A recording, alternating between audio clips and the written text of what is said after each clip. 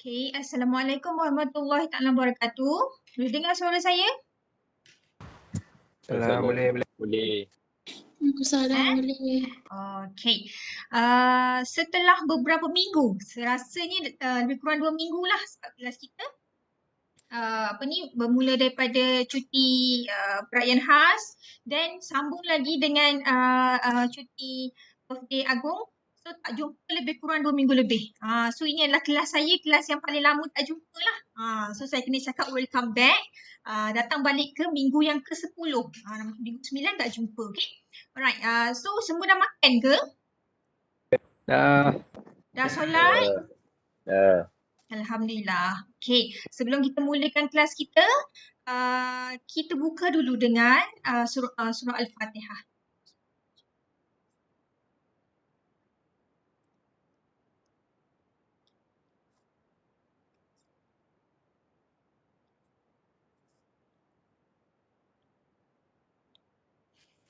Amin, amin ya rabbal alamin. Okay, so minggu ini kita ada beberapa perkara yang saya nak dapatkan confirmation, yang saya nak bagikan informasi baru dan ada topik baru yang kita nak study. So, before that, kita pergi kepada agenda pertama iaitu saya dah check attendance pada minggu yang ke-8 iaitu minggu sebelum cuti perayaan khas. Okay, so dalam saya punya feature system, there is two names that tak tick yang you feature lah. The first one is Anis Zulaika binti Abdul Rashid. Ada ke dalam ni Anis Zulaika? Saya Minggu 8 hadir ke tak hadir? hadir tapi tak boleh tik sebab tak boleh masuk feature. Okay, baik. Another one daripada kelas 4B, Aiman Hakim bin Zulkarnain. Ada? Saya. Hadir minggu ke-8? Saya hadir tapi saya lupa nak tanda. Okay, baik. Alright, so nanti saya akan verify sendiri. Alright, so itu berkenaan dengan kita punya attendance minggu yang ke-8. So another one adalah tentang penghantaran assignment. Alhamdulillah pada hari Ahad lepas, semalam lah, you all dah berjaya submit kita punya second assignment.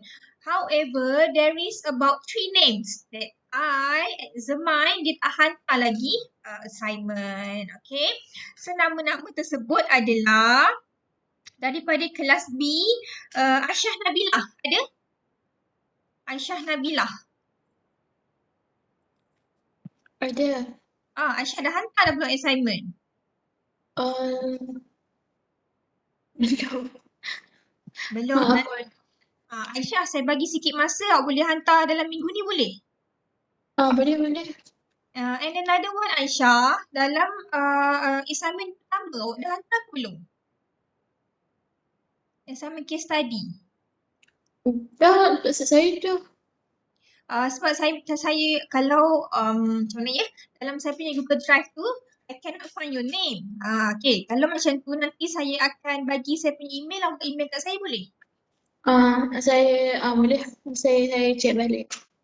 Okay. Alright, terima kasih Aisyah. Yang kedua adalah Armin Haris. Ada Armin Haris?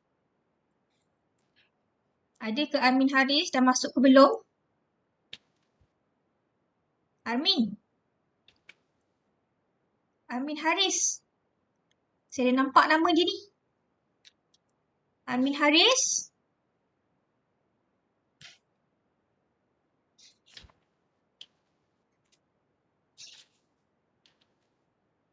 Masalah mic ke? Nama ketiga adalah Mariah binti Ismail. Mariah ada? Mariah dah join belum? Belum Mariah. Itu adalah assignment yang kedua. Ada assignment pertama, Armin pun saya belum terima. And another one, Nurin Arisha. Ada tak dalam ni? Nurin Arisha. Dah masuk ke belum? Nurin Arisha. Ini Nurin Amani, Nurin Arisha. Belum okay, tak apa. Nanti sebelum kita end of our class, kita panggil balik lah. Okay, tak boleh ni. Assignment is very important for you. Sebab inilah markah yang you akan bawa sehingga ke final final mark. So kalau tak hantar tu, it's quite difficult for me to help you. Untuk dapat markah yang bagus. Okay? Alright, so ada beberapa lagi orang yang belum join kita punya Webex ni, mungkin bergelut dengan masalah network coverage lah, sebab sekarang pun sekolah-sekolah pun menggunakan kaedah yang sama online. So coverage kita ni ada sedikit gangguan kadang-kadang future pun sama. Ada slow sikit lah. Okay, alright. So another information that I would like to share with you adalah berkenaan dengan pendaftaran MyENT. Okay, oleh sebab you all sudah menjalankan your own business using our assignment business activity or business opportunity. So bermaksud you memang dah jalankan pun business. So each of you are compulsory, wajib untuk mendaftarkan perniagaan tersebut di dalam MyENT. Right after this class, insyaAllah saya akan sharekan link tersebut. So tolong daftarkan perniagaan you all dalam MyENT. MyENT is one of the program under Masmed UiTM. Yang mana dia nak menggalakkan kita punya student untuk menceburkan diri dalam business. And bila you dah menceburkan diri, dia nak dapatkan report lah. Nak dapatkan dia punya siapa yang menceburkan diri. Macam tu report lah. Okay. So hari ini sebenarnya kita nak membincangkan one of the subtopic yang mana subtopik ini you akan attach dalam business plan. So starting this week onwards sampai minggu ke-14 kita akan bincangkan pasal business plan deeply. So after this, oleh sebab kita dah selesaikan 2 assignment, there is only one assignment that is assignment that you need to perform a group. So lepas ni you dah boleh cari dah a group that consists of 5 members or kalau 4 pun boleh terima, 3 tak nak, 3 sikit sangat, kalau 6 pun ramai sangat sebab kita nak avoid sleeping partners dan kita nak avoid juga ketidakcukupan masa. Okay. So 5 orang is just nice. Okay. So lepas ni you boleh perform a group nak buat business plan. Okay. Nanti rasanya minggu depan lah saya akan ceritakan sikit, describe sikit pasal kita punya assignment dan apa yang perlu ada dalam assignment and subtopik yang berkenaan. Okay. And another one adalah hari ini adalah satu topik yang mana you kena attach dalam kita punya business plan. Okay, without wasting our time, saya nak sharekan dulu saya punya satu video ni. Okay, kejap ya. Saya buka dulu. Kejap. Alright, saya sharekan dulu saya punya ni. Are you ready, class?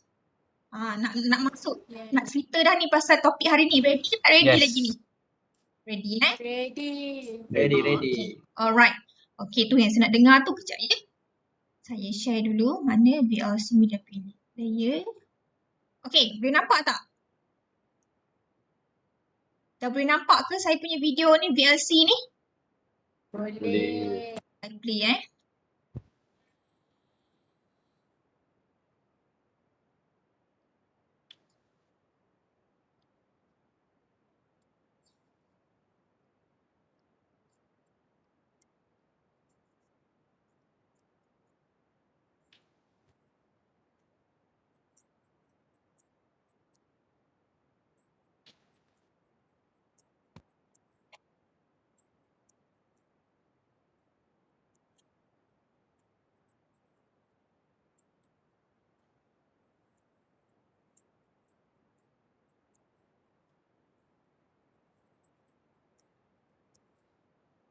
okay, sikit je videonya.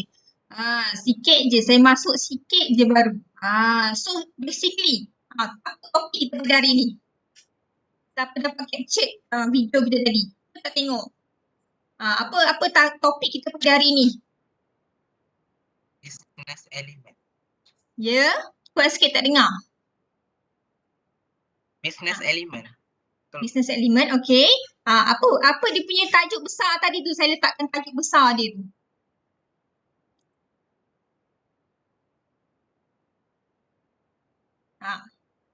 Ada siapa yang dapat capture? Business model canvas. Good. Anik Zakwan, good. Business model canvas. Yang pada ayat permulaan tu saya letakkan. Have you ever heard about business model canvas? Or in a short term, kita panggil dia sebagai BMC.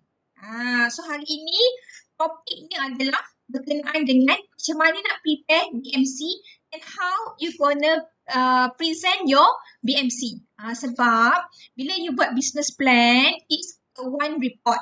Then when you want to present your business plan, you tak payah present business plan, tapi what you need to do adalah present pasal business model canvas. So you kena take note sikit lah sebab ini yang you kena present. Even though dia just a subtopic dalam kita punya business plan, tapi the main thing is you need to present BMC.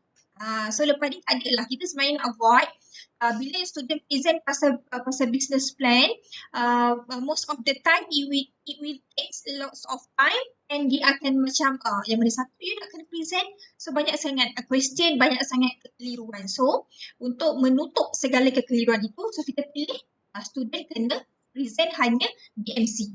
Okay, so lepas ni you ada dua benda kena buat. The first one adalah completekan business plan punya report. Another one adalah pitching presentation of BMC. So ada dua benda. So ini adalah grouping. So each of you kena faham elemen yang terkandung dalam BMC. Okay.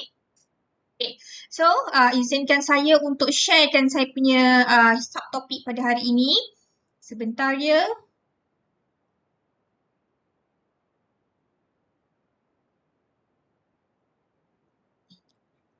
Sekejap ya, saya tutup dulu yang ni.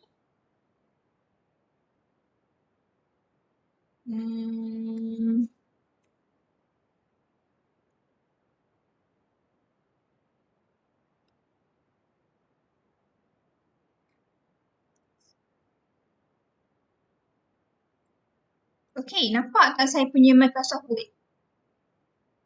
Boleh nampak tak saya punya Microsoft Word? Nampak. Business plan, Fine. business plan pula, business model canvas. Okay, nampak Alright, so basically this is the 9 element yang terdapat dalam business model canvas. Okay, orang tanya apa beza BMC dengan business plan? Okay, perbezaan ni sangatlah ketara sebab kalau business plan is a very comprehensive document punya record yang mana kita memang akan bukukan dia.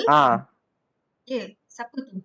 So dia ada sesuatu bentuk documented punya report yang mengandungi segala elemen yang merangkumi business, merangkumi marketing plan, merangkumi organizational plan, what we call as operational plan, organizational plan and financial plan. So ada 4 benda yang ada dalam business plan. Tetapi dalam BMC ini dia merupakan benda yang menyeluruh juga tentang you punya business, tapi just a piece of paper that include 9 elemen ini saja. So lepas ni bila you hantar dalam report business plan, you hanya akan hantar satu page ni lah yang mengandungi kotak-kotak ni. So nanti you akan letakkan point-point di dalam itu. Within this semester, it's, nak compare pada semester yang lepas, dia lain. Kalau semester lepas, you punya senior, mereka memang buat full report tentang BMC. So they need to explain each of the element. Tapi untuk semester ini, kita dah tukar yang mana you all hanya perlu submit ni je. Satu piece of paper ni je yang mengandungi 9 kotak ni. So tak perlu buat report. Tapi hanya perlu attach dalam business plan. If I'm not mistaken, before conclusion and right after the financial plan. And one more thing adalah you kena present BMC. Okay. Alright. So BMC ini kalau you boleh tengok ada 9 elemen which are key partners, key activities, value proposition, customer relationship, customer segment, kita ada channel, kita ada key resources, kita ada cost structure and revenue stream. 9 so nanti bila you explain jangan kurang lah. Should be 9 elemen. And if you can see right here, BMC ini kita boleh bahagikan dia kepada dua part. Okay, kalau you lipat kita punya paper ni, lipat dua macam tu, dia ada belah kanan dengan belah kiri. Yang mana tengah-tengah dia ni adalah value proposition.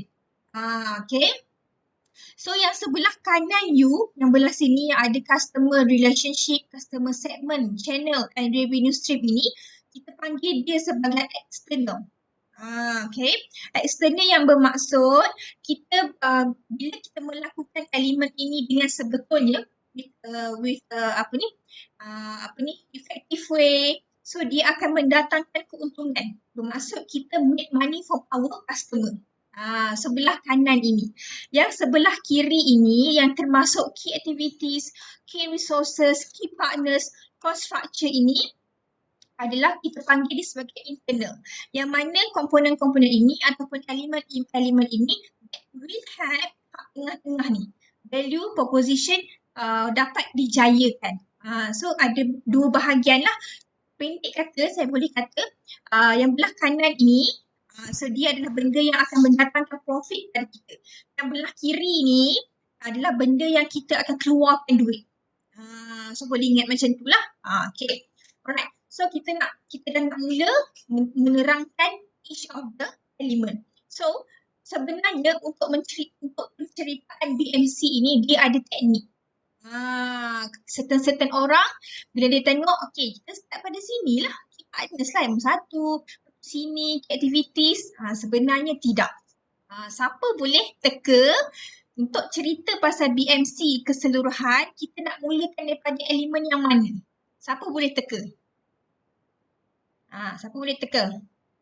Elemen mana dulu yang perlu kita cerita?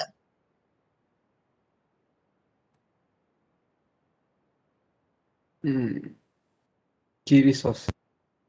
Key resources. Semua dengar ke suara saya? Sebab Dengar. Dengar ya? Aiman, semua orang dengar ni. Awak seorang je yang tak dengar.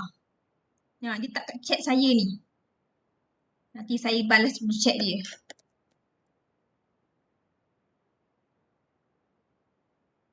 Okay. Dia seorang je tak dengar ni, saya rasa. Okay, tak apa. Abaikan Aiman ni. Sekejap lagi dia akan uruskan masalah dia ni. Okay. Bermula pada mana? Siapa boleh teka? Key activities kot. Key activities. Lagi, siapa lagi nak teka? Cost structure. Cost structure. Okay, lagi? Others idea? Value proposition. Value proposition. Lagi satu. Lagi seorang. Key partners. Key partners. Okay, dalam banyak-banyak yang you cakap tu, ada seorang jawab betul. Bukan saya kata hak lain tu salah, hak lain tu boleh. Tetapi yang paling tepat, yang Aisyah Nabilah yang tadi yang cakap value proposition. Hak tengah-tengah ni. Kita patut cerita yang tengah-tengah ni. Okay. Yang saya sharekan hari ini berdasarkan daripada bengkel yang saya hadiri bersama dengan seorang coach yang memang sangat pakar tentang BMC. So ini adalah satu BMC yang telah dia guna pakai dan juga ramai entrepreneur guna pakai. So saya ambil idea daripada dia lah, saya sharekan kepada you all. So ada certain punya orang, maybe dia ada fahaman yang lain, tapi ini saya ikut pada coach dulu. Okay, dia akan bermula daripada value proposition. Some of case ataupun some of the different situation, it might bermula daripada customer segment. Sebab ada dua condition which are if you are memang dah ada business, dah involved dalam business, cuma you nak betulkan ataupun you nak tambah baik. So you boleh describe bermula daripada customer segment. But if you are purely baru nak mula business, it's very advisable for you to start from the value proposition. Okay, so kita hari ini akan cerita mula pada value proposition. Sebab saya beranggapan kita semua baru nak memulakan business. Okay, alright. So apakah itu value proposition? Sekejap ya, saya tekan dulu. Okay, dah bertukar ke saya punya paparan? Dah bertukar ke? 8. Okay. The first one kita akan tengok apakah itu value proposition. Okay, value proposition ini sebenarnya satu nilai yang mana kita as a entrepreneur kita nak bagi kepada kita punya customer. Supaya apa? Supaya dapat menarik lagi minat mereka untuk membeli kita punya produk. So value proposition ini adalah something that entrepreneur boleh menyelesaikan masalah customer. Okay. So nilai adalah something that very different with the characteristic. Okay. Most of the time bila kita tanya apakah value proposition you untuk you punya produk ataupun you punya business, most of the time orang akan cerita pasal karakteristik, orang takkan cerita pasal nilai. Okay. So nilai ini, saya move kepada slide seterusnya. Nilai ini adalah something that make your product or your service unique compared to others competitors. So you have something that competitors tak ada. So you ada you memang ada produk yang very unique yang memberi manfaat kepada customer. Okay, kadang-kadang value kita correct ini adalah value yang mampu menyelesaikan masalah customer.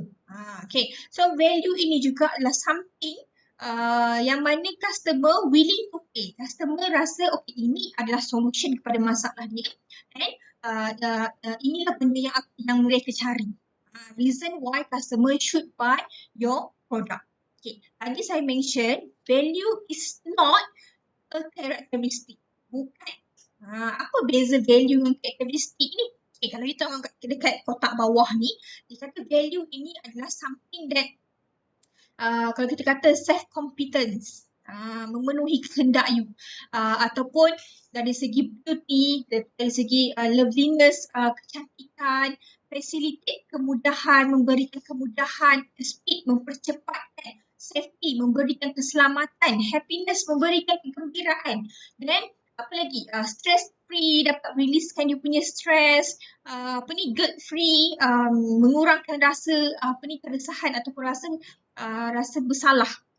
Okay, so value ini adalah benda yang bila orang tanya, orang akan lebih rasa ingin tahu. Berbanding yang karakteristik, lebih menjurus kepada features of your product. Murah, design dia bagus, sedap, kurang ironless, ada pelbagai lauk, ringan, tudungnya flowy, breathable, berangin. So itu adalah karakteristik. So you kena faham dalam value proposition bukan kata tak boleh masukkan karakteristik, tapi bila you faham apa value, you tak akan masukkan karakteristik. You akan cerita pasal nilai-nilai. Okay, for example, kalau saya pengusaha nasi ayam lah for example kan. So saya jual nasi ayam tengah hari. So apa nilai yang saya tawarkan adalah saya menawarkan makanan yang menyihatkan. So orang akan kata, makanan apa ni? Makanan yang menyihatkan ni. So orang akan rasa lebih nak tahu. Saya menyediakan makanan yang memberikan kegembiraan kepada si-isi keluarga. So bila orang tanya apa value proposition, you should answer that way. Bukan you akan kata saya menaga nasi ayam murah je, sedap, baiklah datang. So itu benda yang common. So you kena pandai beza value dengan karakteristik. Okay, lepas ni saya nak you bayangkan apa bisnes yang you dah buat sebelum ni. So saya nak relatekan dengan BMC. Later on saya tanya, so you boleh relatekan dengan bisnes yang you dah buat dulu tu lah. Okay. And value proposition ini juga adalah keyword dia mendatangkan kebaikan kepada orang lain. Macam yang saya kata kat tepi ni lah, memudahkan, memberi keselesaan, memberikan kecantikan, memberikan kemudahan. So dia create a positive effect. And sometimes dia adalah sesuatu produk atau servis yang mampu menyelesaikan masalah orang. Perempuan ini nak cantik, nak pakai tudung cantik tapi nak cepat.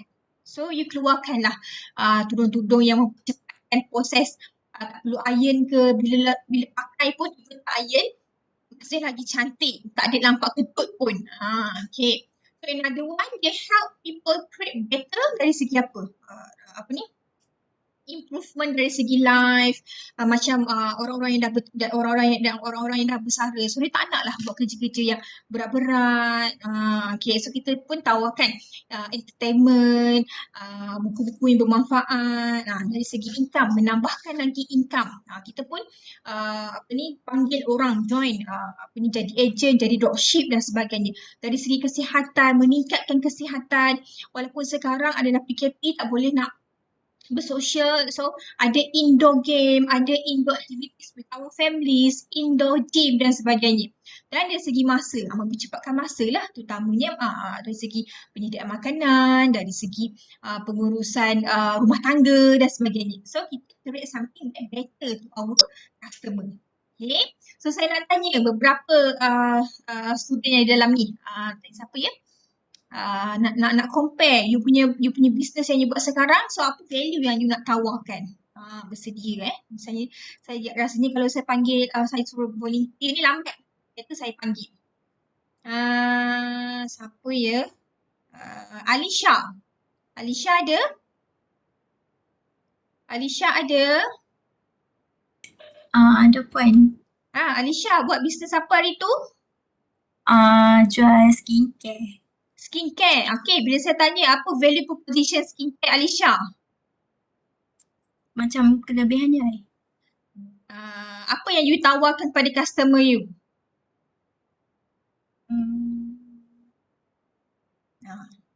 Kalau jual skincare.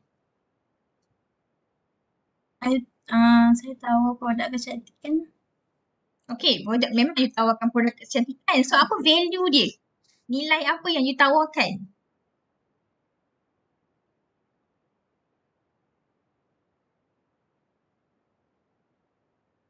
Aisyah? Okay, siapa boleh bantu Aisyah? Okay, kita ada satu produk kecantikan. Apa nilai yang kita tawarkan pada customer? Siapa boleh bantu? Nilai apa? Saya Ya, tak clear. sibuk lah. Keyakinan diri. Kecantikan. Lelaki yang jawab. Betul, kecantikan. Saya menjual produk yang mampu mencantikkan wanita. Kena jawab macam tu. Bagus. Lelaki pun yang lebih memahami pasal skincare. Kecantikan lah. Nilai tersebut mungkin one of them adalah kecantikan. Safety pun, safety. Safety. Betul. Saya menjual produk yang menjamin keselamatan wanita. Apa dia? Saya menjual skincare yang ada COP KKM. Menggunakan organic ingredients. Betul lah. Kecantikan, keselamatan. So bila orang tanya, you kena jawab that way. Produk saya ini adalah produk yang memberikan kecantikan, yang menjamin keselamatan. So nanti orang akan tanya, produk apa yang you jual? Padahal you jual skincare. So benda ni adalah benda yang boleh grab customer punya attention. Okay? Saya nak tanya lagi satu. Tanya Fakrul Naim.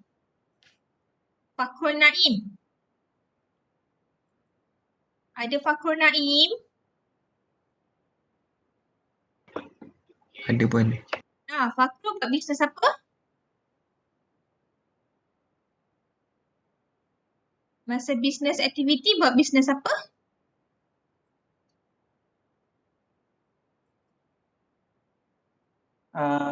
Hello. Hello, ya Fakrul buat bisnes apa? Saya buat baju. Baju. Apa? Printing baju ke apa? Baju print, baju terpakai. Bundle ke pre-love? Okay, kalau saya kata nilai apa yang awak tawarkan? Design cantik Design yang cantik. Design yang cantik lagi? Lagi apa? Lagu ni dah tak ada mana, Mat? Kalau pakai dia... Siapa nak bantu Fakrul? Kalau pakai lagi confident lebih handsome. Okay. Ada siapa nak bantu Fakrul lagi? Ada apa idea lagi? Happiness. Dia nampak ayat saya tu. Okay, terima kasih. Terima kasih Fakrul dan kawan-kawan. Okay, so Fakrul jual pakaian bundle. So Fakrul kata design dia bagus. Kalau design tu Fakrul, itu adalah karakteristik. Okay. Kalau you kata, tadi kawan you kata happiness, you boleh buat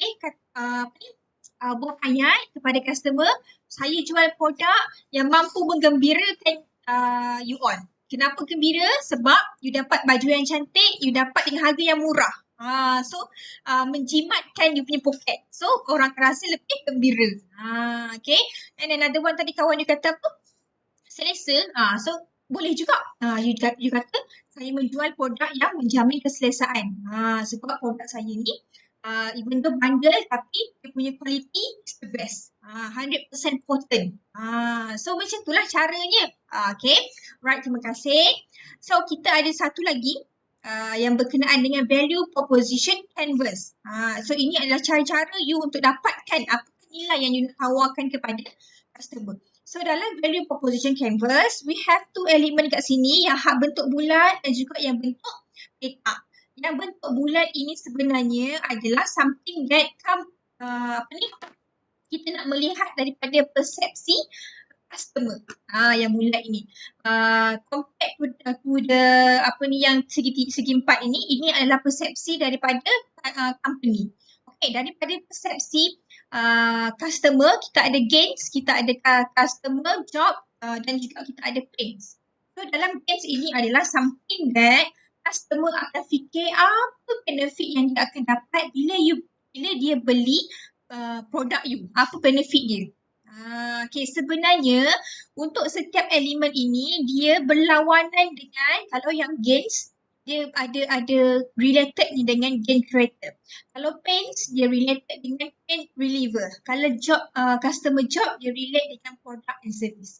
Okay, for example kalau kita nak melihat daripada persepsi customer, dari segi gains dia nak tahu apa benefit kalau kita dapat daripada pembelian barangan tersebut.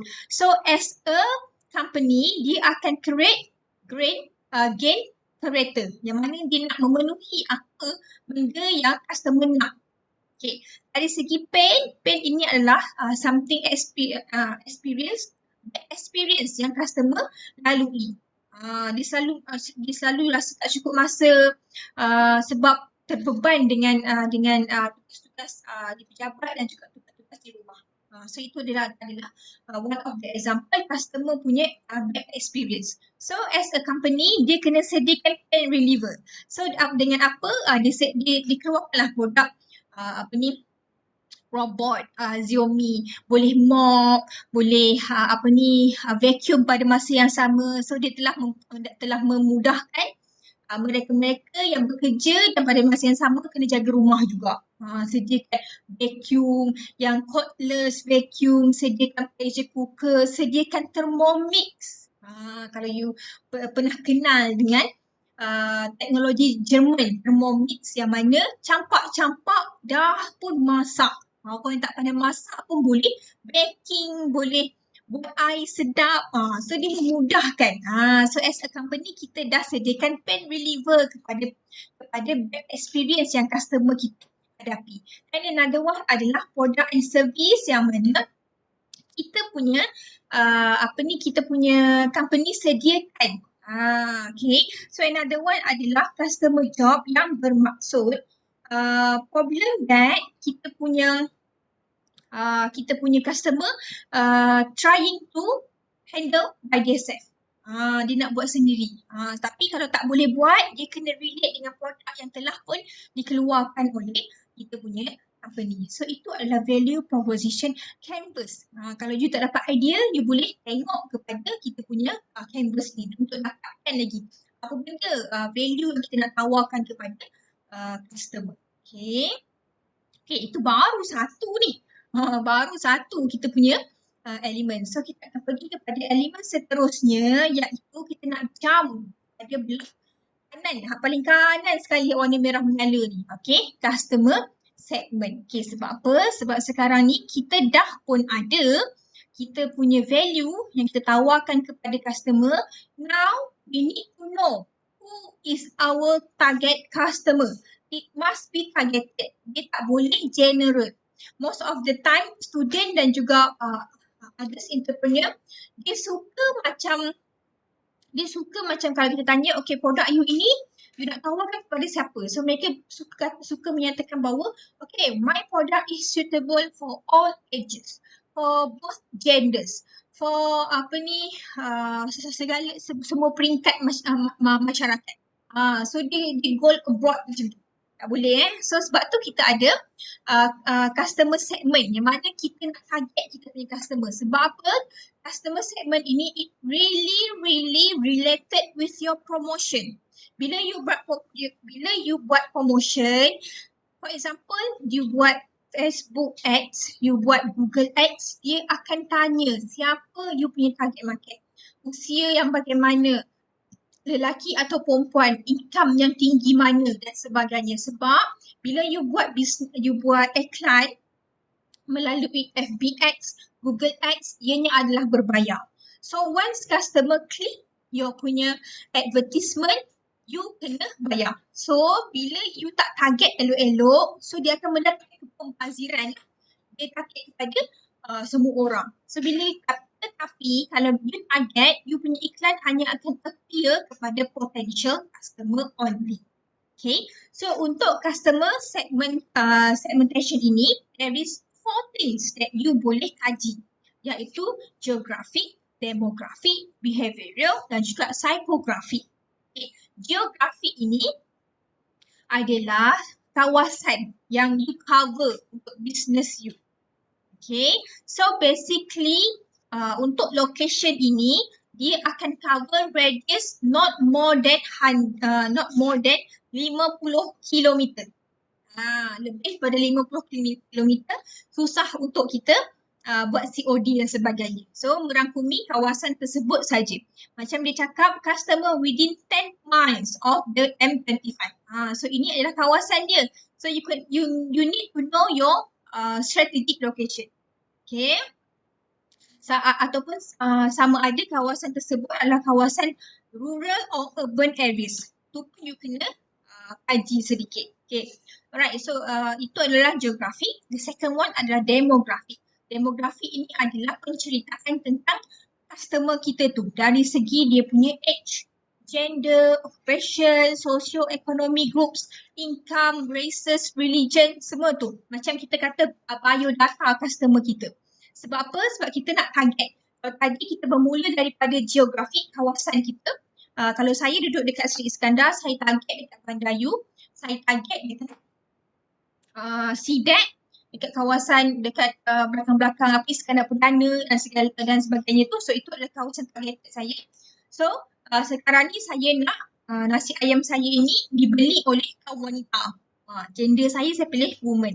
Age antara 20 hingga 40. Occupation saya pilih student dan juga mereka yang berkejaya. Yang berkejaya adalah mereka yang income antara 1,000 hingga 1,000 dan ke atas. So saya dah kecilkan saya punya spec. Saya dah niche. Kalau kita tengok structure terowong, daripada besar dia makin kecil macam tu. Okay.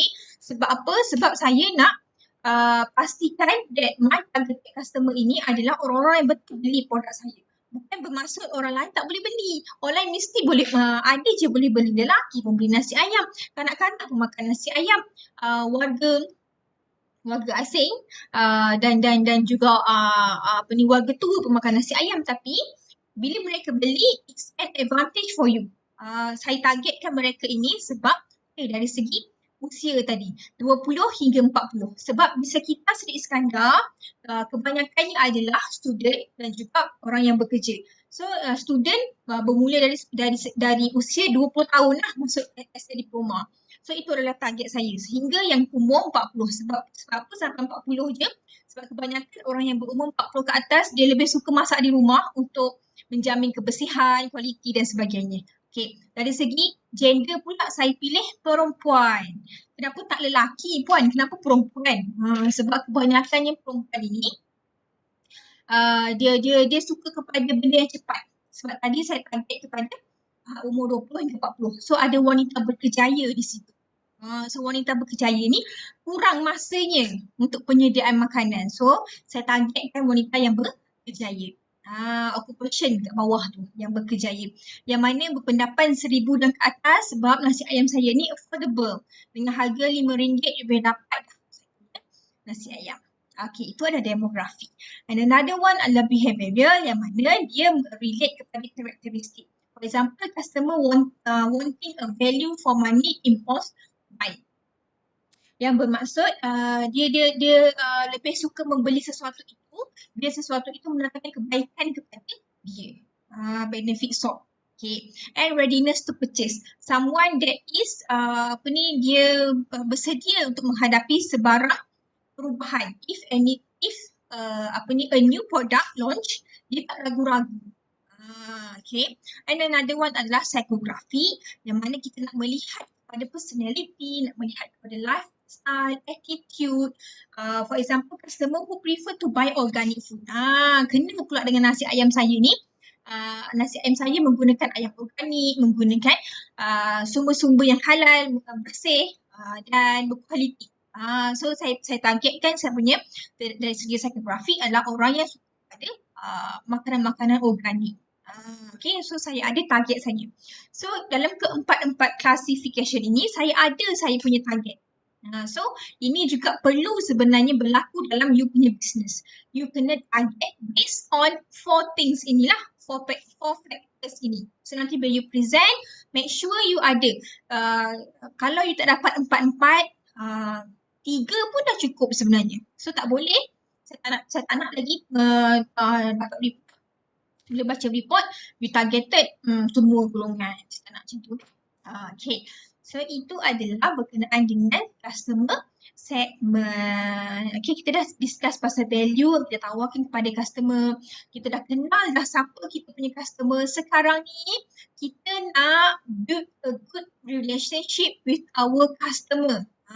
Kita nak bagi mereka ni beli barang kita. Selepas beli pun lepas ni datang beli lagi. Okay. So dalam customer relationship ini kita akan melihat kepada 3 benda iaitu on bound, ikat, kita nak ikat dia. Yang kedua kita nak retain so that they will keep on repeating buying our product. And the last one adalah upselling. So ada 3 elemen yang kita nak pastikan customer kita ini jadi customer yang mempunyai ikatan yang kuat dengan kita.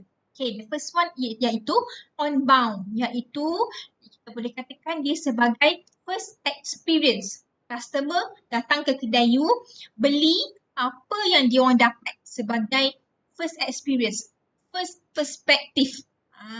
So saya bagi contoh dekat sini, Sengheng.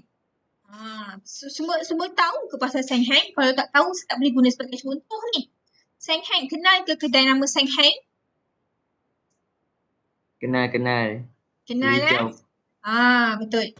Hijau merah. So basically Sengheng adalah satu kedai yang menjual barangan elektrik and elektronik. So the first ni adalah berdasarkan saya punya own experience. When I went to Sengheng to buy electric punya product, so nanti bila kita dah buat research dah nak beli TV 60 inci dia nama Sony Ultra HD 4K. Okay. So kita pergi kat Sengheng, kita cakap nak jenama ni, model ini, so dia akan tunjukkan, kita tengok depan mata dia puas hati dengan gambar, dengan performance dan sebagainya. So kita kata I want this model. So dia akan tanya, Puan dah mendaftar sebagai member ataupun tidak. So the first thing Sengheng akan buat adalah dia nak ikat kita. Dia nak pastikan supaya kita jadi one of the members. Kalau kita kata belum, terus dia kata Puan boleh join kita punya members sebab Puan dah melangkaui dia punya syarat untuk jadi member. So you boleh daftar. Okay, so saya pun daftar sebagai member untuk dapatkan dia punya banyak dia punya benefit. Okay, so itu adalah on bound. Dah apa-apa pun the first experience pun dia dah ikat saya dah. Okay, so begitu juga kalau orang kata, madam saya buat bisnes online, macam mana kaedahnya kalau saya nak ikat saya punya pelanggan ni? So you pernah dengar perkataan free gift, right? Free gift, good service, your punya performance, dia punya appearance. Okay, kalau you buat post, okay, you post you punya produk. Bila orang beli baju kanak-kanak, for example you jual baju kanak-kanak, orang beli baju kanak-kanak tu dengan you, nanti bila you post, you extend dengan free gift. Bagilah getah rambut ke, bagi clip rambut ke, sikat apa, a token of appreciation. So orang pasti happy bila orang dapat barangan yang dia order tu, dapat pula free gift, dia akan rasa seronok. So dia akan sebarkan kepada orang lain juga. Bagus, seller ni bagus, nak beli baju kanak-kanak, belilah dekat dia. Okay. And another one, ada juga seller yang dari segi dia punya dia punya packaging cantik. Ada letak ribbon, ada selitkan dengan ucapan. So itu pun boleh jadi your own bank untuk you ikat you punya customer. So bila you dah ikat, sekarang masanya untuk retain, untuk pastikan your customer become a loyal customer. So they are repeating to buy our product. Dengan cara apa? Offer voucher, offer discount, purchase with purchase dan sebagainya. Okay. Apa yang Seng Heng ni buat? Seng Heng lagi dia punya contoh. Apa yang Seng Heng ni buat bila kita dah jadi punya members, so dia akan sentiasa tawarkan voucher dan juga discount. So dia pun bagi tahulah, okay, melalui email dan juga SMS, dia kata alright, you have received one voucher, RM50 dapat. Kita pun rasa macam wah banyak, Seng Heng bagi RM50 voucher. Dan lepas tu kita pun rasa macam kena guna ni, rugi tak? Tapi Seng Heng dia lebih pandai daripada kita. Dia kata okay, voucher RM50 ini boleh digunakan dengan pembelian 250 dan ke atas. Dah kena beli barang harga 250 ke atas sahaja. Nak kena beli apa? Tadi rasa macam nak beli blender, tak cukup pula. Tambah lagi, tambah sampai dah dia cukup kepada RM250. Tapi kita rasa macam next month dah beli, tunggu gaji bulan depan lah. Bulan ni dah banyak dah pakai duit. Tetapi Seng Heng dia pandai. Dia akan create urgency. Yang mana dia kata, okay, voucher ini hanya boleh digunakan valid sehingga end of this month sahaja. Tak boleh nak tunggu dah. Tak boleh nak tunggu sampai gaji bulan depan. So kita pun akan rasa macam okey lah. Sekarang ni dia pun pergi pilih barang. Bayarlah 250, tolak 50, RM200. Dia tak sedar sebenarnya dia telah membelanjakan RM200 semata-mata nak mendapatkan diskaun RM50. Itu yang dia rasa sangat berbaloi untuk diambil. Itulah. Kebanyakannya customer memang akan berfikiran begitu. Okay, and another one iaitu upselling. Upselling ni apa? Upselling ni adalah bila mana seller tries to sell more enhanced and expensive product. Okay, ini selalu terjadi bila you pergi dekat McD, you pergi dekat KFC, Domino's, Pizza dan sebagainya. Okay, for example, you drive through dekat McD, you nak beli one set of Big Mac lah. Nak beli Big Mac. Sampai dekat dia punya intercom tu, kata, okay puan, nak beli apa? Okay, saya nak order one set of Big Mac. So dia pun akan buat lah dia punya upselling skill tu, teknik tu. Puan nak set besar ke?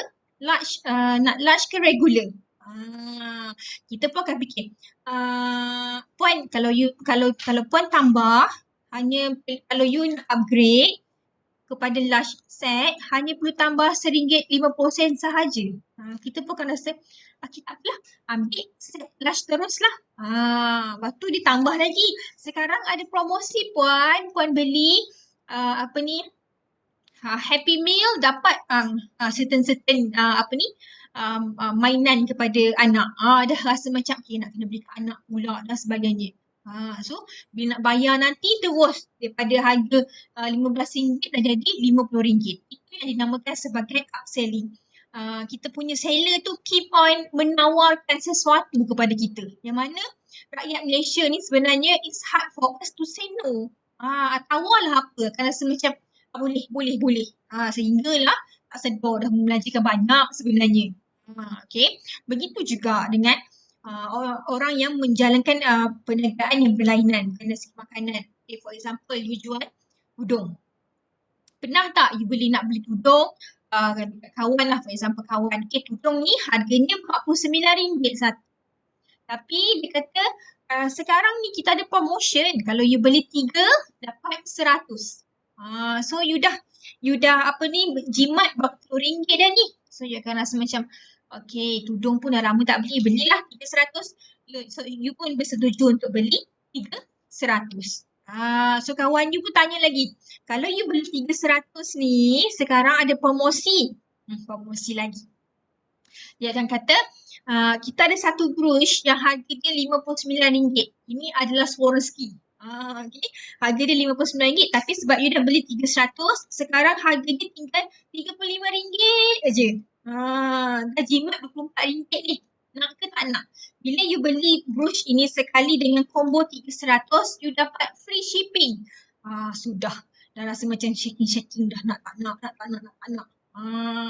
Nak tak nak tu dia makan masa 3 hari juga. Okay. Kalau you keep on terbayang-bayang, wajib belilah tu. So itu adalah teknik yang mana seller selalu guna pakai. Dia upselling. Dia kalau nak beli benda ni je, tak jadi beli benda banyak. Okay. So dalam you punya presentation nanti, you boleh letakkan ke 3 elemen ini. Okay. Right. So kita pergi kepada elemen yang seterusnya, iaitu elemen yang berada di bawah customer relationship, iaitu channel. So tadi kita dah cerita pasal value yang kita tawarkan kepada customer. Kita dah kenali dah kita punya customer. Kita dah build a good relationship with our customer. Now it's time for us to find out what are approaches for you to reach out your customer. Untuk you sampai kepada customer. Informasi yang you ada tu sampai kepada customer. Barang yang you jual ini sampai kepada customer. So kita punya approaches ataupun kita punya method. Dari segi marketing channel, kita menggunakan social media which is very trendy sekarang. Facebook, TikTok, Instagram, Twitter dan sebagainya. So dalam social media ni dia punya kebaikan dan juga keburukan. Okay. So kita kena melihatlah kepada kedua-dua aspek. Dari segi email marketing, ada orang masih lagi menggunakan email sebab kebanyakannya orang bekerja ini dia hari-hari tengok email. Okay.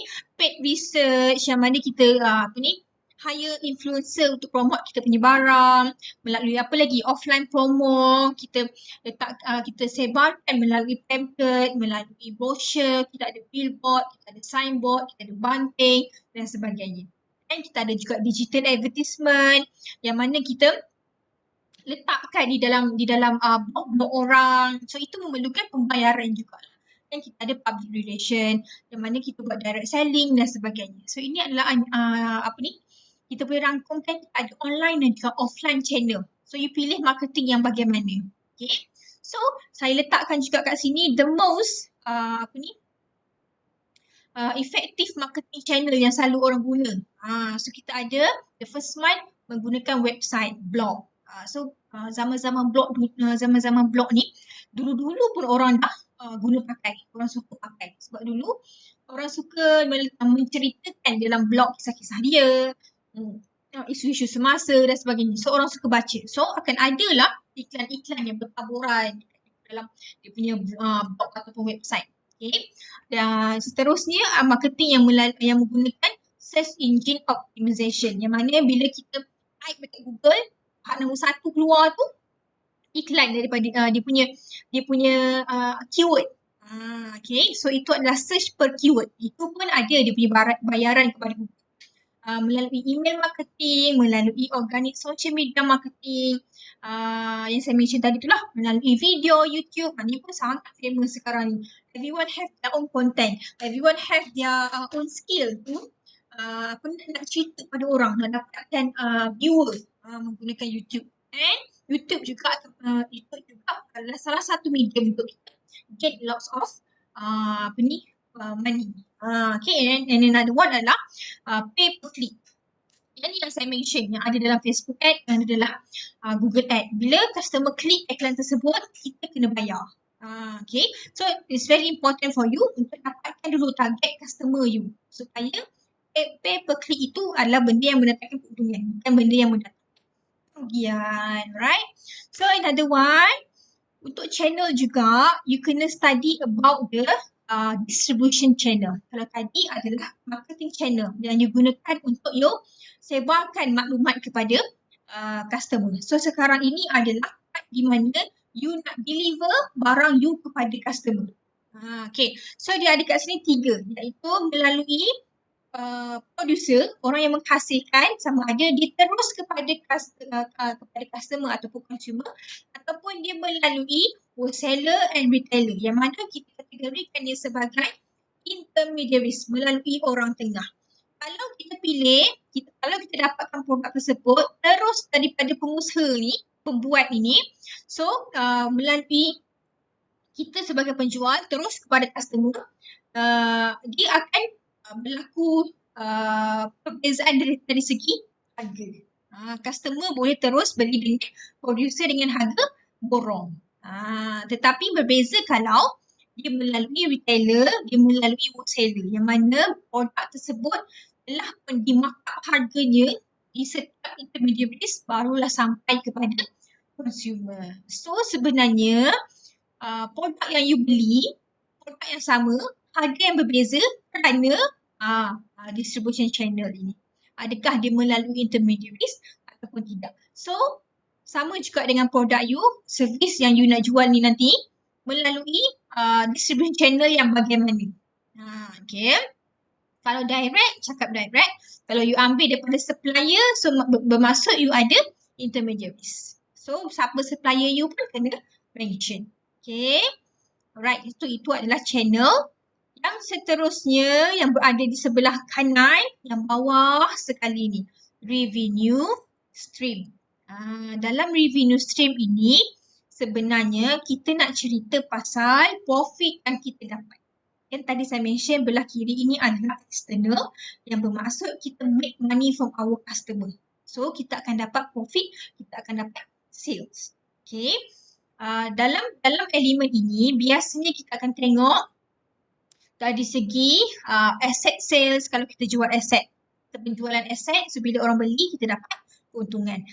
Daripada subscription fee, kalau kita jadi YouTuber, bila orang tengok kalau orang klik for subscription ini, kita akan dapat duit. Dari segi lending, leasing, renting, kita sewakan. Kita ada kedai, kita ada kios, kita buka as a vendor, seorang datang letak barang kat kedai kita, so kita lending satu kawasan kat dia. Ataupun dari segi advertising yang orang letakkan dalam blog kita kenakan bayaran. And another one adalah pay per product. Ini adalah benda yang normal, bila orang beli barangan kita dapat untung. So ini adalah benda yang selalunya kita bincangkan dalam revenue stream. Tetapi saya lebih excited to know dua benda ni. Iaitu primary business dan juga secondary business. Yang bermaksud bila anything happen to your primary business, iaitu your core business, adakah you terus collapse ataupun you still lagi can run your business using your secondary business ini. Dia adalah sebagai backup business. For example, sebagai insurance agent. So sekarang ni saya memang buat, saya bagi contoh, buat as a full-time insurance agent. So sekarang PKP, susah untuk saya jumpa dengan klien saya. Okay, so adakah saya akan stop kat situ je, tak boleh nak buat apa, ataupun saya go for a secondary option, ataupun secondary business, ataupun backup business. Iaitu saya akan memilih satu business yang related with my core business, with primary business, which is supplement distributor. Sebab apa? Sebab as insurance agent pun saya memang menjual produk yang menjamin kehidupan orang, yang menjamin keselamatan orang. So, another produk yang saya akan jual adalah supplement yang mana functionnya lebih kurang sama, iaitu menjamin kesihatan, memberi kegembiraan kepada orang dan sebagainya. So, dia kena ada related. Another tips untuk pilih secondary business ini, for example, kalau the first business itu, the primary business itu adalah business yang tawarkan servis. The second one adalah penjualan produk. Ataupun the primary business you jual produk, the secondary business dia akan jadi jual produk. Ataupun you nak benda yang sama. Nak jual, dalam primary business you jual, dalam secondary business pun you jual. Tapi produk yang related. Boleh faham ke pasal primary and secondary business ni? Boleh faham? Boleh. Okey, kalau boleh saya nak dapatkan example. Example, sekarang ni you buat bisnes apa? So, kalau bisnes you tak dapat nak jalan, apa you punya backup plan ni? Okey. Sekejap, saya panggil Iqbal Hafiz. Iqbal ada? Iqbal Hafiz.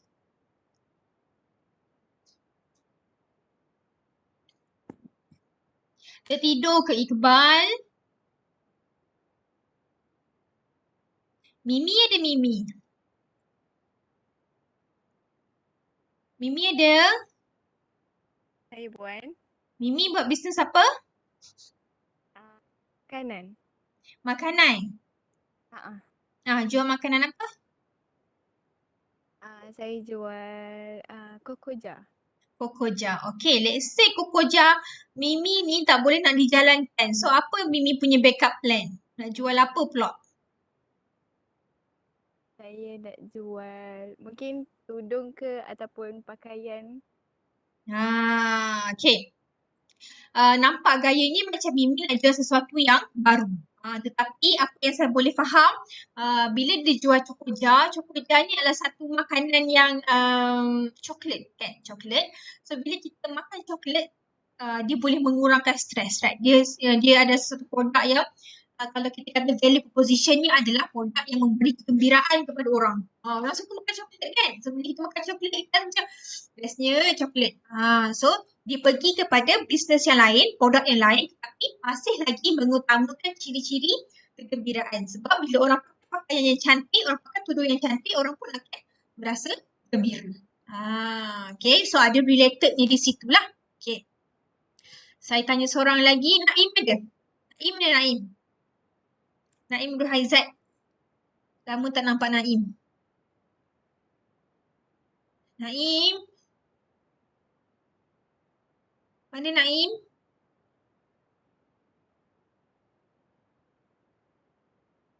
Ada Naim?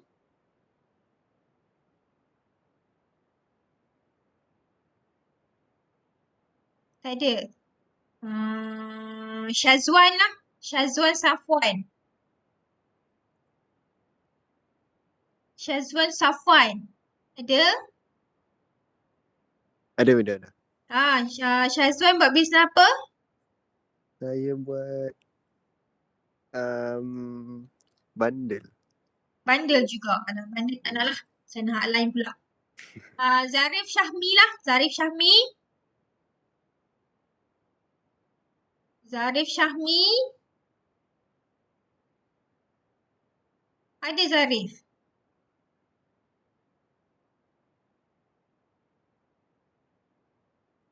Tak ada. Zulaika Anissa. Ada Zarif. Okey, Zarif. Zarif niaga apa?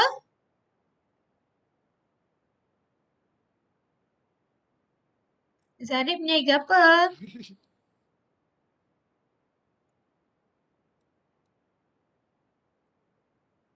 Saya panggil lain lah ya. Zulaika Anissa lah. Zulaika Anissa. Saya. Zulaika niaga apa? Accessory phone. Apa tu? Gadget. Bukan gadget. Accessory phone. Oh, okay. Alright, so anything happen to your primary business? Apa backup dia, Zulaika? Saya nak buat surprise delivery. Wow, surprise delivery. Okay, good. Okay, alright. So, macam tu lah you cara you fikir. So, tak boleh buat bisnes pertama, you go for bisnes yang kedua. Tapi, it's a very good business kalau you boleh relate each other bisnes itu. Kenapa you pilih secondary business itu? So, you boleh cerita sikit lah pada masa you buat presentation nanti, alright? Okay. So, sebenarnya kita dah cover 1, 2, 3, 4, 5 elemen yang ada dekat sebelah kanan ini, iaitu external, iaitu we gain money from our customer. So kita nak pergi ke sebelah kiri ni, ada 4 lagi sebelah kiri ni before kita habis bincang pasal the whole BMC.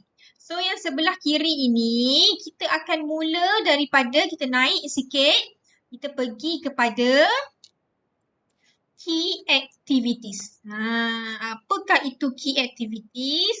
Key activities ini adalah berbentuk segala benda yang you jalankan untuk you pastikan business you berjalan dengan lancar. Aktiviti-aktiviti sepanjang hari, the whole day tu apa benda yang you buat.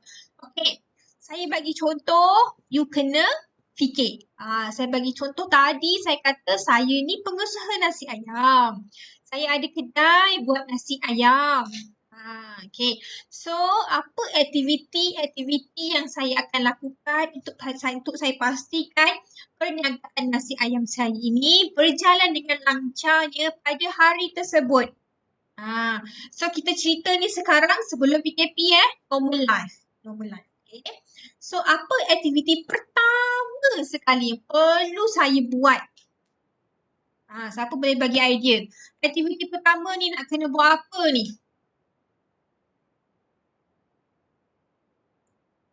Promotion. Okay, promotion. Okay, lagi? Idea lain? Apa yang selalu orang akan buat? Aktiviti-aktiviti apa? Nasi ayam ni. Promotion je ke? Selagi tak jawab, saya tak move on lah. Saya duduk kat sini. Habis pukul 6 lah. Sound. Apa dia? Aktiviti apa yang saya kena buat ni? Nasi ayam. Kawan dia kata promotion. Betul. Lagi apa? Dan discount. Apa dia? Discount. Discount. Okay. Lagi? Buat poster. Buat poster. Lagi? Tester makanan. Okay. Saya dapat 4 jawapan dah. Okay. Keempat jawapan ni betul. Yang saya buat memang saya akan buat bila saya ada bisnes nasi ayam. Tapi the most important thing, benda ini perlu saya buat dulu. Kalau saya tak buat, bisnes saya tak jalan. Apakah dia? The first one adalah opening. Saya kena buka dulu kedai saya ni. Saya tak buka kedai, tak jalan bisnes saya pada hari ni. So, saya drive my car from my home, go to shop lot yang saya sewa tu. Saya pergi kat shop lot, saya buka dulu pintu dia. Buka dulu supaya aktiviti pada hari tu dapat dijalankan. So, the first one saya opening my business. Sama juga. Nanti ada orang kata, Puan, saya tak ada kedai. Saya kena buka juga ke bisnes saya. You pernah tengok tak dalam social media? Dia buat online. Dia pagi-pagi mesti dia akan cakap, Assalamualaikum, good morning everyone. Kedai menjual suplemen Farah sudah dibuka. Dia buat opening macam tu.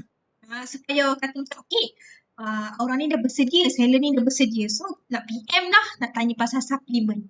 Tu cara you open your online business. So, the first one kena buka dulu. So, saya pun sama. Saya jual nasi ayam, saya buka dulu kedai saya. So, the second thing, apa yang saya buat adalah saya bersihkan kawasan kedai saya. Saya mop, sapu, lap meja, saya sanitize kawasan saya. Saya susun balik kursi elok-elok. Kalau pinggan berterabur, susun balik. Kawasan cashier saya tu mesti kelihatan kemas dan sebagainya. So, saya buat aktiviti yang kedua adalah cleaning. Okay. So, bila dah habis buat cleaning, barulah saya arahkan saya punya pekerja untuk beli bahan mentah. So, saya telah melakukan aktiviti yang ketiga, iaitu buying. Pergi beli bahan-bahan untuk saya buat nasi ayam. Okay. So, bila customer pula.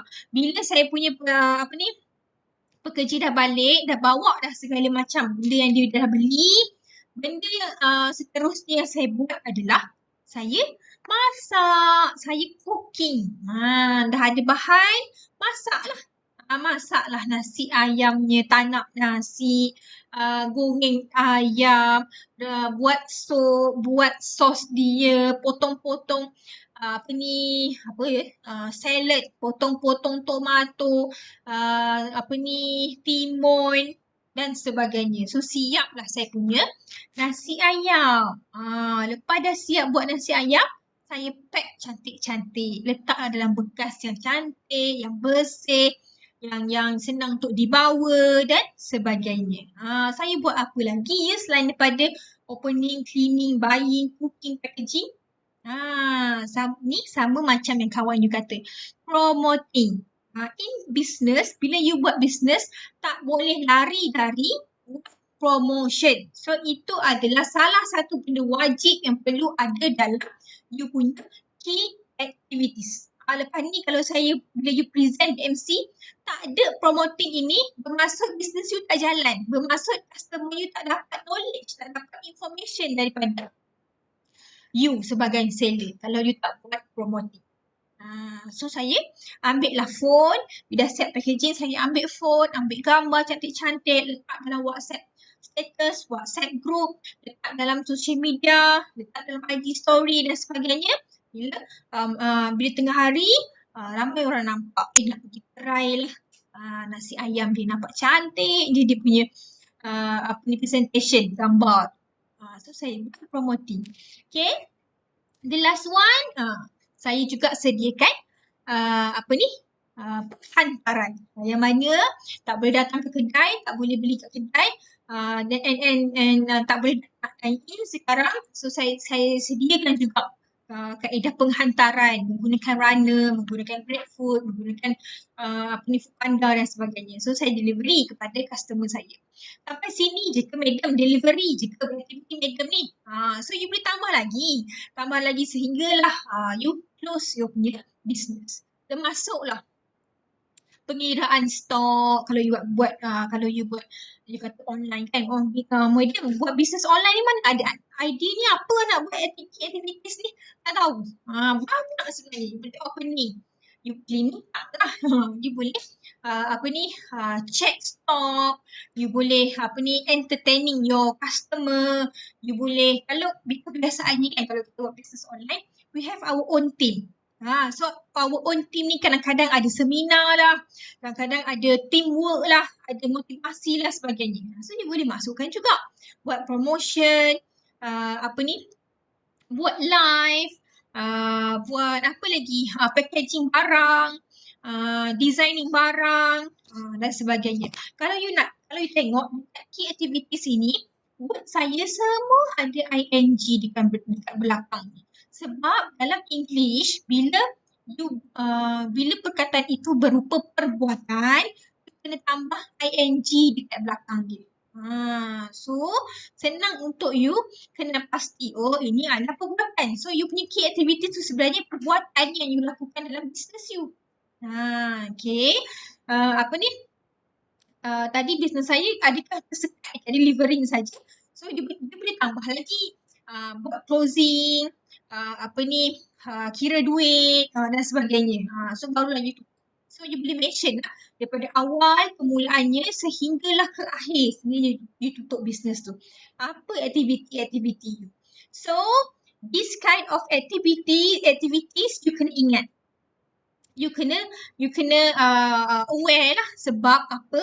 Sebab key activities ini dia ada kesinambungan dengan aktiviti lain.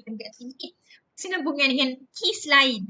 So lepas ni kita ada key resources, kita ada key resource key partners dan juga cost structure. So mereka ini relate dengan key activities. So you kena ingat dulu yang saya mention sekarang ni supaya nanti you dapat relate dengan key resources dan juga key partner. Okay, ingat dulu yang ni ya. Kita ada opening, kita ada cleaning, buying, cooking, packaging, promoting and delivering. So aktiviti yang saya lakukan dalam perniagaan nasi ayam saya. Okay. Now kita pergi kepada key yang seterusnya, iaitu berada di bawah key activities ni. Nama ni adalah key resources. Right? So, apakah itu key resources? Key resources ini bermaksud something that macam mana ni saya nak pergi ke sini sekejap ya. Something that will help your key activities to be done effectively. So dia ni menjadi satu sumber yang you kena ada untuk memastikan you punya key activities dapat dijalankan dengan baik. So dia ni adalah related with the key activities. So ingat tadi key activities yang saya buat, the first one tadi, saya open saya punya business. So apa sumber yang perlu saya ada untuk saya buka business saya ni? Business nasi ayam saya ni. Siapa boleh bagi idea? Saya buka business saya tu, apa benda yang saya kena ada untuk buka business saya tu? Untuk buka kedai nasi ayam saya ni. Nak kena Modal. nak kena Tempat. buka. Tempat. Apa? Apa tempat? Location. Location. Pekerja. Lagi Modal. model. Saya Capital. nak kena buka apa ni? Tak tahu ada apa ni.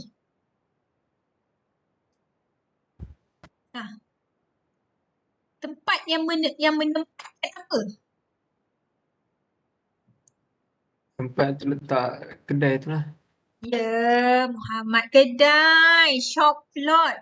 So saya punya resources yang pertama adalah saya punya kedai. Saya open apa? Open kedai, shop lot saya. Dah buka dah kedai. Lepas tu tadi saya kata, saya buat cleaning. Saya bersihkan kawasan kedai saya ni.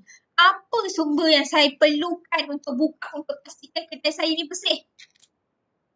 Apa? Nak pastikan kedai bersih, saya memerlukan apa? Pernah melakukan pembersihan? Pernah membersihkan rumah? Memerlukan apa? Tenaga ke? Ada mop. Mop. Penyapu. Penyapu. Lagi? Mop dengan penyapu je cukup? Apa lagi? Kain lap meja. Kain lap Kain. meja. Lagi? Baldi. Baldi. Lagi? Vacuum. Vacuum. Lagi? Sabun. Sabun. Washer. Cukup. Ya. So benda itulah yang saya perlukan untuk pastikan cleaning aktiviti saya berjalan dengan lancar. So saya kategorikan sebagai cleaning tools. Saya perlukan ni lah untuk jalankan aktiviti cleaning. Ini adalah resources saya. Okey, tadi saya dah cleaning. So saya pergi beli. Saya beli apa? Saya pergi beli apa? Bahan-bahan. Material. Bahan-bahan. Raw material. Saya beli bahan apa? Contohnya. Beli apa? Kalau ayam, beli ayam. Beli ayam lagi. Sebab saya beli contoh. Beli beras. Beras. Cili sambal. Ya, cili. Nak buat nasi ayam ni. Apa lagi nak kena ada? Kicap. Kicap. Tomato. Salad. Serai. Serai. Ada lagi?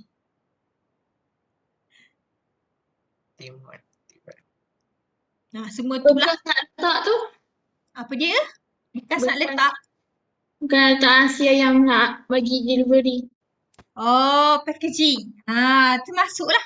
Boleh juga termasuk sebab kita nak buat packaging. Okay.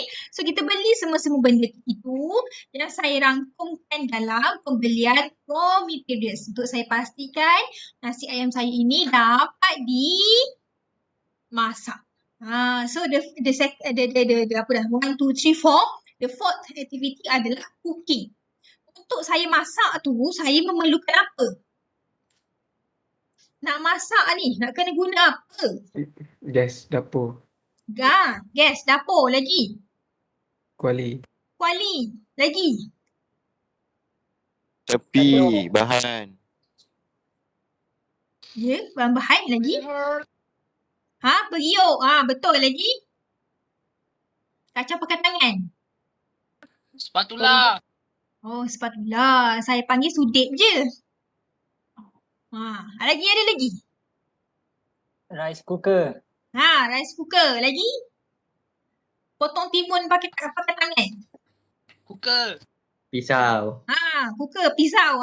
Semua benda tu lah yang untuk memastikan saya boleh memasak. Saya boleh masak raw material saya tu. So, saya rangkumkan dia dalam satu kategori iaitu cooking utensils. Bahan-bahan saya gunakan untuk memasak. Bukan bahan lah, tools lah. Okay. Ini adalah pekakas yang saya gunakan untuk memasak. Lepas dah cooking tadi, saya buat packaging. Tadi kan yang kawan kata. So, untuk packaging tu tadi, apa benda yang saya beli. Macam kawan cakap tadi tu. Saya beli apa untuk buat packaging? Plastik. Plastik. Lagi? Wrapper. Wrapper lagi? Getah. Getah dan sebagainya. So, itu adalah benda yang saya guna untuk packaging. For example, ni lah polystyrene. Sebab apa? Sebab saya jual nasi ayam. Kalau you ada menggunakan bubble wrap dan sebagainya, so packaging you kena masukkan lah. Okay, alright, dah packaging. Lepas tu saya buat promotion ni. Saya promoting. Mempromosikan saya punya produk. So, saya perlu ada apa? Untuk buat promotion, saya perlu ada apa? Poster. Okay, lagi? Marker.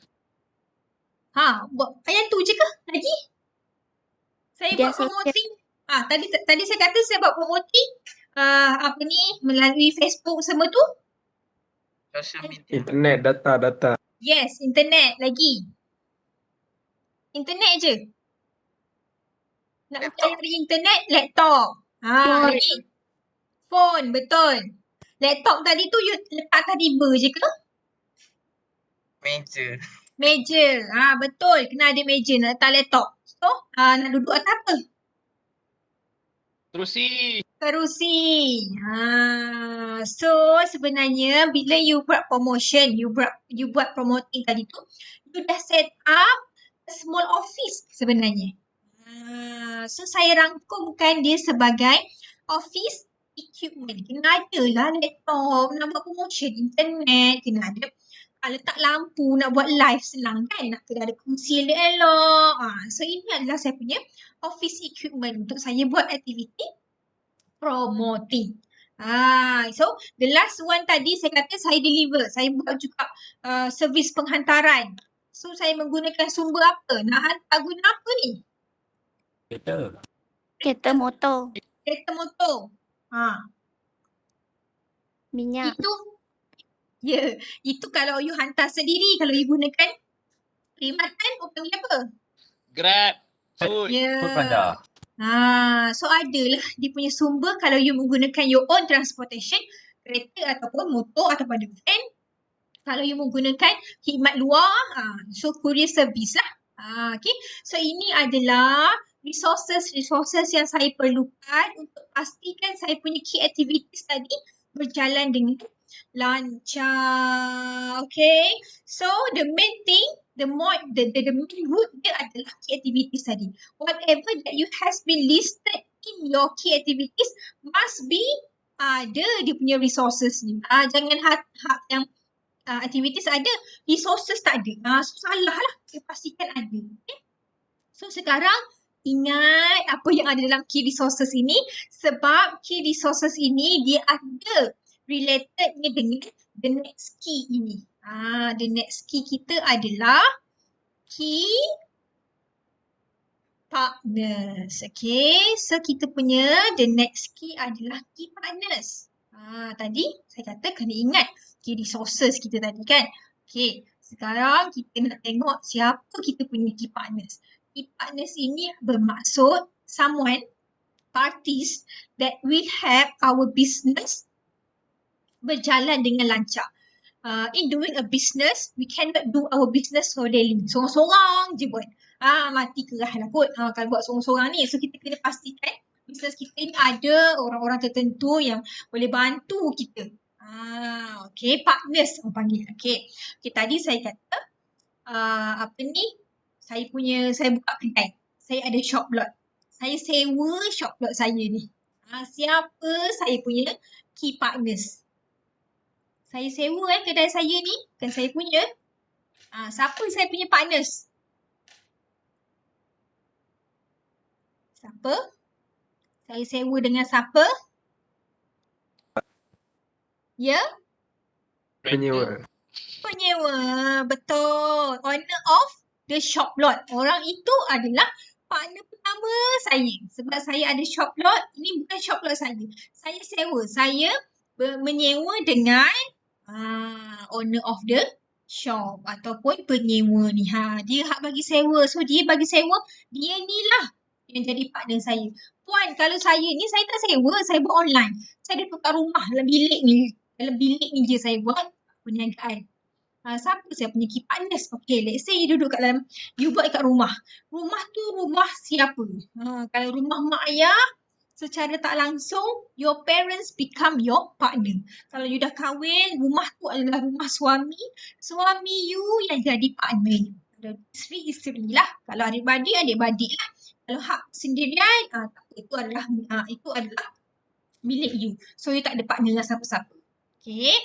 Okay, the second one tadi, shop lot. The second one, saya beli raw material. Saya beli cleaning tools. Dekat mana? Farah kan saya jawab tadi dalam kedai. Maidin. Maidin. Lagi? IKEA. Lagi? Beli kat mana lagi? Maidin. Lagi? Apa lagi? Apa lagi kedai? Nama apa lagi? Rahman. Darul Cik Rahman. Darul Cik Rahman. Iko. Takkan yang tu je. Banyak je kedai ni. Kedai RM2. Ya, ada kedai RM2. Kedai main. Okay. So, nak katanya barang-barang yang you beli tadi tu dekat siapa? So dia lah yang jadi you punya partner. Beli kat Tesco, beli kat Maidin, Ecosave, Giant, itu adalah you punya partner. Beli dekat kedai Rahman tadi tu, itu you punya key partner. Beli dekat pasar tani, pasar basah, pasar malam. So mereka pun menjadi kita punya key partners. Okay. Alright, apa lagi tadi? Saya beli, saya set up saya punya office. Saya ada beli saya punya office equipment. Saya beli meja, saya beli kerusi tadi tu. Dekat mana? IKEA. IKEA. Shopee. Shopee. Shopee lah jadi you punya partner. Saya senang pakai IKEA lah sebab ramai orang nampak kalau beli perabot IKEA. Okay. Shopee, dekat IKEA. Okay. Tadi, saya punya internet. Saya punya internet, saya punya apa tadi? You punya handphone, you punya laptop tadi tu. Beli dekat mana?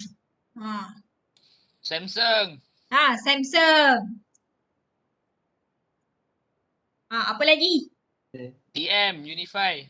Unify tu apa? Unify untuk? TM. Yelah, betul lah. Unify tu untuk resources apa tadi? Promoting. Internet. Resources, internet. Promoting tu dia punya activities. You kena nampak dia punya kesinambungan. Okay. Untuk Tenaga Nasional Berhad ni, TNB, sebab kita tadi menjalankan promoting, kita kena ada juga electricity kan.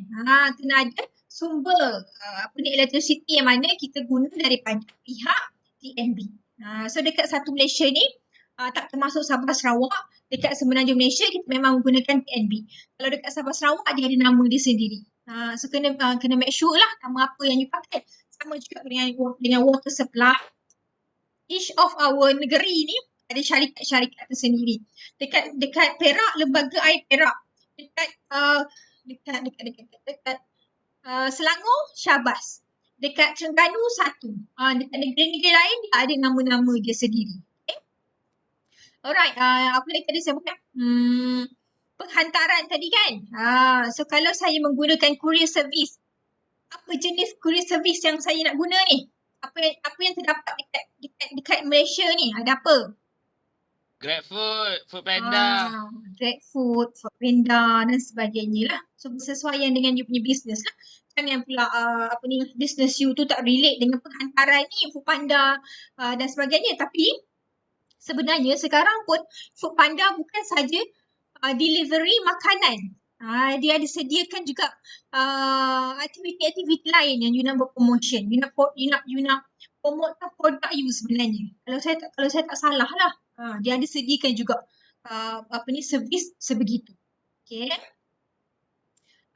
Dah berakhir dah kita punya 3 keys tadi tu. Tinggal satu je lagi kat bawah ni. Iaitu cost structure. Okay. Untuk cost structure ini, ianya adalah penceritaan tentang your purchasing. Benda-benda yang you beli. Benda-benda yang you keluarkan duit. Kalau tadi, revenue cost adalah something that you get back, profit sales. Kalau untuk cost structure adalah benda yang you keluarkan duit. You belanjakan duit untuk memastikan perjalanan bisnes you tu berjalan dengan lancar. Okay. So, kita boleh rangkumkan dia sebagai fixed cost dan juga variable cost. Siapa boleh beritahu saya, apakah itu fixed cost? Apakah itu fixed cost? Dia tetap. Tetap. Betul? Lagi? Kalau variable cost tu? Apa dia? Keadaan. Apa dia? Harga yang berubah Berubah. Ikut keadaan. ikut keadaan dan zaman. Okey, betul. Ada lagi? Apa lagi yang you all tahu? Is cost and variable cost? Tadi Alright. So untuk fixed cost and ya dia? Ya Zah. Fix ni macam ada masa tertentu, lepas tu variable ni macam tak ada masa tempat. Like bila-bila boleh. Betul Zarif. Betul Zarif Syami. Okay, betul. Untuk fixed cost and variable cost dia adalah benda yang berbeza. The first one adalah fixed cost adalah bayaran tetap yang kita bayar setiap bulan. Masa yang tertentu macam Zarif cakap. Bayaran setiap bulan yang sama dalam masa yang telah ditetapkan. Berbeza dengan variable cost, dia adalah nilai yang kita bayar, tak kira masa dan nilai bayarannya itu tak tentu juga. Okay, contoh untuk fixed cost. Tadi, saya bayar, saya sewa saya punya kedai, so saya kena bayar dia punya rental. So rental termasuk dalam fixed cost sebab every month I must pay for the rental fee dengan nilai yang sama sahaja. So bayar 1,500 every month. So bukanlah kata tiba-tiba owner kata nak naikkan harga. Daripada 1,500 jadi 1,800. So kita pun ikut ketentuan daripada owner, tetapi nilai itu sama selepas dinaikkan. Tak adalah bulan ni lain, bulan depan lain, tak ada. Okay, so rental termasuk dalam fixed cost. Insurans pun sama. Setiap bulan bayar insurans dengan amount yang sama kecuali ada peningkatan. Insurans ni dia ada dia punya every year dia ada kenaikan dia. Okay, so jangan terkejut pula. Okay. Hire purchase. You beli transport tadi. Nak buat delivery. You beli apa lagi? For example, you ada beli machine. Buat baking kan. Belilah tools dia, mixer lah, oven lah, apalah.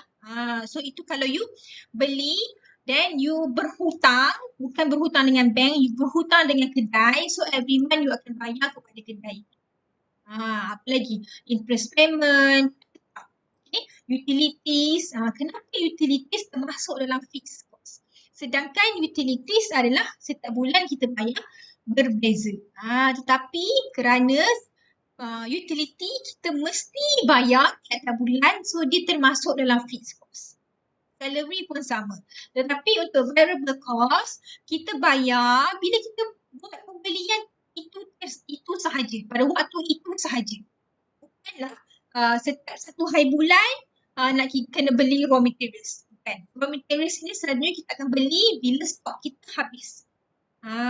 So bulan minggu ni beli 200. Minggu depan beli 120. Ada pengurangan sebab ada lagi barang-barang yang boleh diguna pakai. Beras, gula, garam, ada lagi stoknya.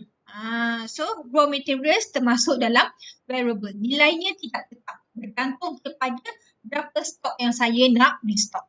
Commission pun sama. Walaupun kita tetapkan 5% commission, tetapi it depend on the sales that the seller itu lakukan. Shipping cost pun sama. Dia depends kepada berat kan. Kalau kita nak buat nak post guna GNT, dia kena berdasarkan berat 1 kilo berapa. Lebih kepada 1 kilo, lebih kepada 3 kilo, dia charge lain-lain. So shipping pun bukan benda yang kita selalu tetapkan bulan ni ni je cost dia. Tak, dia berubah-ubah.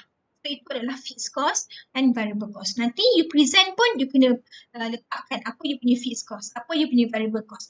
Berdasarkan apa? Berdasarkan you punya key resources dan juga key activities yang you buat tadi tu. Okay. Alright, so berakhirlah 9 dah kita study ni. 9 elemen yang kita dah discuss within the business model canvas. So after this, kalau saya suruh buat business model canvas, agak-agak boleh ke tak boleh ni? Boleh ke tak boleh buat ni? Boleh. Boleh present macam apa yang saya cakap tadi? InsyaAllah. InsyaAllah. Yakin ya? Jangan pula nanti ada yang buat lain dari apa yang saya bagi tahu. Ada yang tiba-tiba present mula daripada key partners. Sebenarnya boleh. Tapi sebab saya dah ada dalam kelas, mula dengan value proposition, harapnya semualah bermula dengan value proposition. Okay, Alhamdulillah. Dah habis dah kita punya bincangan mengenai business model canvas. Okay, next week insyaAllah kita masuk dengan business plan. Okay, alright, before that, saya panggil lagi sekali ya nama ni sebab saya nak dapatkan kepastian. Arman Haris, ada tak? Arman Haris. Arman Haris, tak ada Tak ada Arman pula. Armin Haris, sedap nama ni. Okay, tadi Aisyah Nabila dah tanya. Nurin Arisha. Nurin Arisha.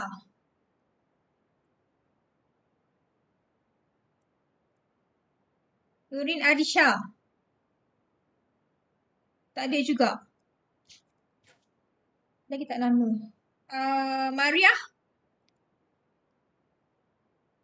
Maria Ismail. Saya Puan. Maria. Assignment belum hantar Assignment kedua Belum. Maria. Belum hantar. Belum. Okay, Maria hantar cepat mungkin boleh. Okey. Okay, kalau ada masalah boleh contact saya. Okay. Baik Puan. Alright. Sebab ada juga student-student yang memang lumrah lah saya rasa. Bila kita buat assignment ni macam-macam peristiwa yang berlaku. Masalah laptop dan terutamanya masalah laptop lah. So apa yang saya belajar, dulu saya mesti akan buat backup. Backup dekat mana-mana, dekat cloud ke, dekat email ke, dekat email kawan pun pernah tumpang. Supaya bila anything happen, anything yang bad lah, laptop tiba-tiba hilang, Masya Allah tiba-tiba hilang, tak tahu mana. Ada juga dugaan. So saya dapatlah cari daripada semua sumber yang saya tumpangkan tadi itulah. Okay. Kalau ada lah masalah tersebut, cepat-cepat beritahu saya. So kita boleh jangan rasa benda tu alamak tak hantar on that time, terus rasa macam down. Lebih lagi masa ODL ni, kita nak avoid stress. Apa yang kita boleh tolong, kita boleh tolong. Okay? Jangan mendiamkan diri. Jangan tak hantar langsung. Jangan tak bagi information langsung. Tu lagi lah memeningkan kepala. Misinformation lagi lah teruk. Pastikan tak ada. Okay. Alright. So, saya open for Q&A.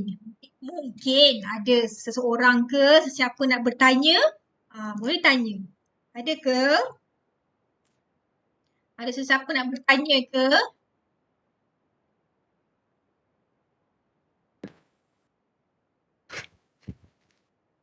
Wan, apa assignment ketiga tu bila kita start kena buat? Okay, assignment ketiga yang you apa yang you boleh buat sekarang, you cari group members dulu lah. Berapa 5 orang tu cari cepat-cepat. Nanti next week kita dah boleh start. Tapi next week tu hanya pengenalan dan juga masuk sikit bab dia. So dan juga kita tak adalah kenapa saya suka saya lebih suka saya punya student. Lepas habis satu chapter dia pun boleh buat dia punya topik dalam business plan. So sebenarnya minggu depan tu dah boleh start lah. Pilih members, pilih tajuk apa, pilih produk apa ataupun servis apa yang you nak buat business plan. Another one, ada student tanya, Puan, business plan ni kita kena buat betul-betul ke? Macam buat business activity hari tu tu. Okay, dalam business plan ini kita planning saja. Kita tak buat business betul-betul pun. Tapi kita plan betul-betul. Plan macam betul-betul nak buat. Okay, kita ada financial planning pun dalam tu. Okay, so each of the planning itu kita akan masuk dalam kita punya report. Okay, but at the end nak present nanti, present BMC. Dan present you punya business plan. Lagi?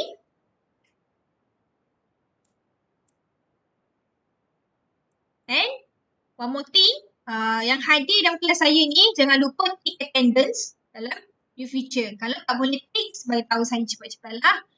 Jangan nanti bila saya dah panggil nama barulah ni tak tahu hadir ke tak hadir ke. Dan make sure yang hadir dalam kelas saya tick.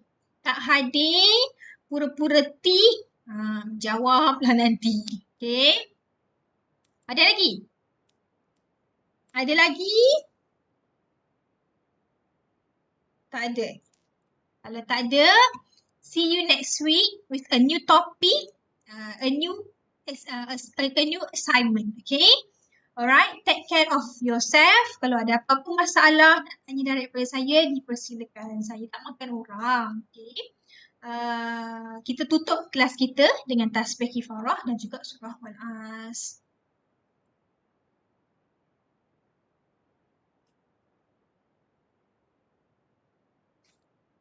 Amin, amin ya rabbal alamin. Semoga perkongsian ilmu saya pada hari ini memberi manfaat kepada you all. Okay. Jumpa lagi minggu hadapan. Assalamualaikum warahmatullahi wabarakatuh. Bye. Terima kasih Puan. Terima kasih Puan. Sama-sama. Terima kasih Puan. Sama. Terima kasih Puan. Sama. Terima kasih Madam. Sama. Terima kasih Puan. Sama.